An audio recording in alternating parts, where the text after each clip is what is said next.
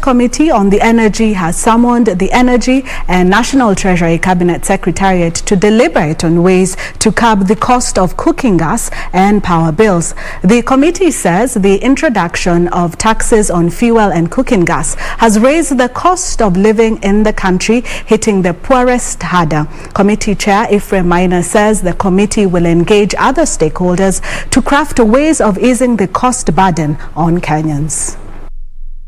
This month, the National Treasury reintroduced a 16% value-added tax liquefied gas after delaying it for 1 year. This has increased the cost of the commodity by between 150 to 300 shillings, causing a major public uproar. The Energy Petroleum Regulatory Authority has also been accused of being insensitive to Kenyans by frequently adjusting fuel prices. Most people are going through a fairly difficult economic time.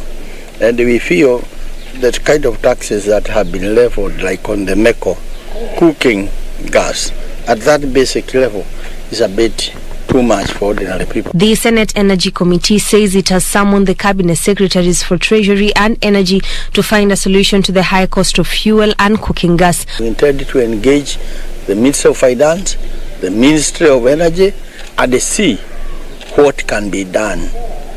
Anything that is possible to be done to alleviate the cost of living of the ordinary people. Ours is to oversight government, push government in the interest of the people, and try to voice the concern of the ordinary man.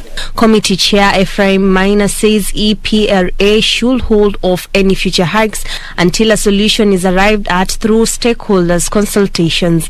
Maina says the committee is alarmed at the frequency at which National Assembly is increasing taxes on basic commodities affecting the common mwananchi. These increases have been happening almost every quarter, every 3 months. Therefore, it's something we have to carry on pursuing. Junikari Sambele from Mombasa County.